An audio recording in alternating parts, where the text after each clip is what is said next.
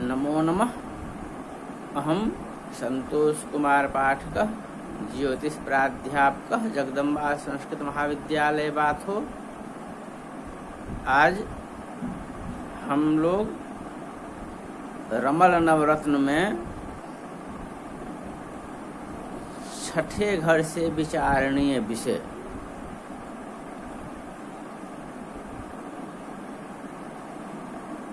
पढ़ेंगे।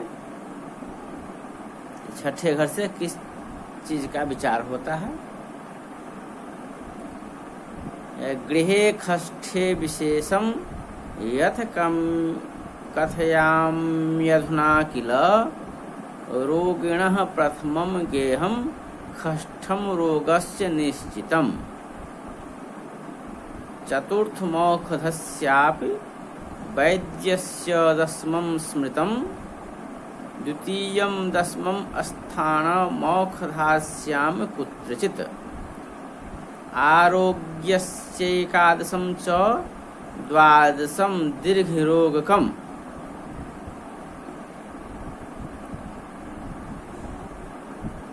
छठे घर से रोग का विचार होता है। यदि कोई प्रश्न करे कि इस रोगी को किस प्रकार का रोग है, यह रोग आराम होगा या नहीं, ऐसे प्रश्न करने पर पासे डालकर प्रस्तार बनावे। तो प्रस्तार का पहला और छठा घर जो है रोग का है। चौथा स्थान औषध का है, 10वां वैद्य का, 11वां और 12वां घर दीर्घ रोग का है। अर्थात यह रोग जो है सो लंबे समय तक रहने वाला है। प्रथमादि गृहे सौम्यम सकलम च भवेद्यदि तस्य शुभम वाच्यम शुभे ख्वन्यथा वदेत्। एवं सामान्यतः प्रोक्तम विशेषम च वदाम्यहम्।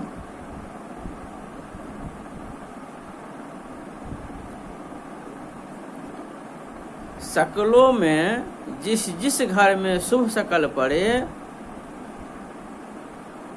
हो उस विषय को शुभ, जिस घर में अशुभ सकल पड़े उसको अशुभ और मध्यम से मध्यम कहना चाहिए, समझना चाहिए।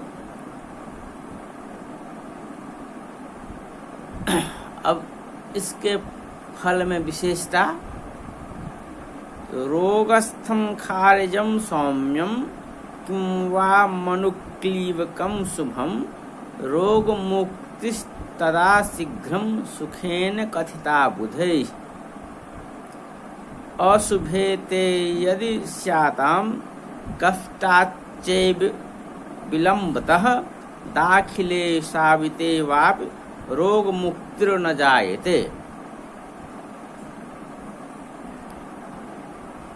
छठे घर में यदि शुभ खारिज या मुनक्लीव सकल बली हो तो वह रोग से शीघ्र मुक्ति देने वाला होगा।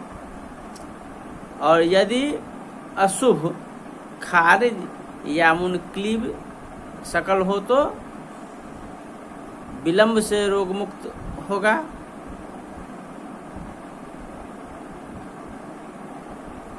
और यदि दाखिल या साबित सकल हो तो रोग से मुक्ति नहीं होगी, अर्थात वह दीर्घ रोग, दीर्घ काल तक रहने वाला। अब किस धातु के कोप से रोग होगा? आग्नेयादि खंडानि खष्ठस्थानगतानि च पित्तवात कफोद भूत मजीर्णजनितम तथा। अथवा पार्थिवे ज्ञेयं रुधिरास्थि विकारजं त्वगस्थ्यंतर्गतं वापि क्षतं ज्ञेयं सुनिश्चितम्।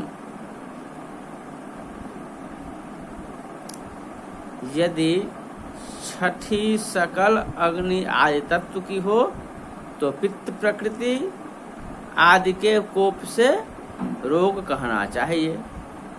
जैसे अग्नि तत्व हो तो पित्त के कोप से, वायु तत्व हो तो वात से, जल तत्व हो तो कफ से के कोप से, और पृथ्वी तत्व हो तो अजीर्ण, रक्त विकार, अस्थि विकार, चोट या व्रण से बीमारी कहनी चाहिए। यह तो हो गया किस धातु से कौन सा रोग होगा। अब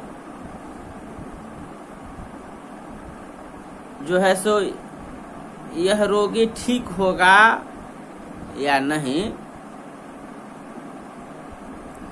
रोगिणो मरण जीवने वदेदाद्य शत्रुवस्तो हि यद्वलम तद भवेच्छनिदलम बुधस्य वा रोगिणो मरणमेव निश्चितम अन्यखेट सकलम हि तद भवेज्जीवनम भवति रोगिणो ध्रुवम एवमाद्य मनुजेन संगुणम खंडकम फलम वेहि पूर्ववत।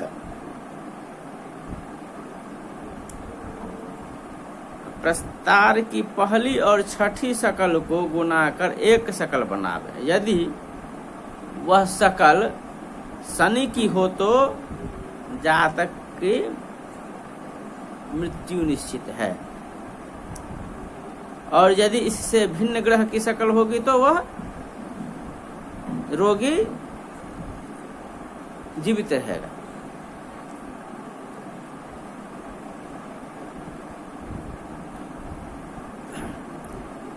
अब तो ऐसा कहना चाहिए। अब जो है सो सप्तम घर से, छठे घर का विचार था, अब सप्तम घर से चोर का विचार होता है। इसको हम पढ़ेंगे। सप्तमे च गृहे चौर प्रश्नम वक्ष्ये विशेषतः हुमरा नकी च सकले स्यातां प्रस्तार के न चेत न चौरेन हृतम द्रव्यम तद्द्रव्यम तस्य वेश्मनि अथवा कवजूल खारिज मतवे खारिजम तथा प्रस्तारे नास्ति तद्द्रव्यम न चौरेन हृतम वदेत अन्यथा च हृतम द्रव्यम ज्ञेयम प्रश्नार्थ को विदय।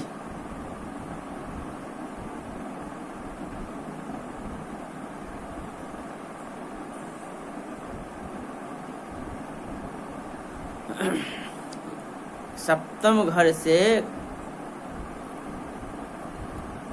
चोर आदि का विचार होता है। यहाँ पर रमलग्न जो है पास से डालकर प्रस्तार बनावे।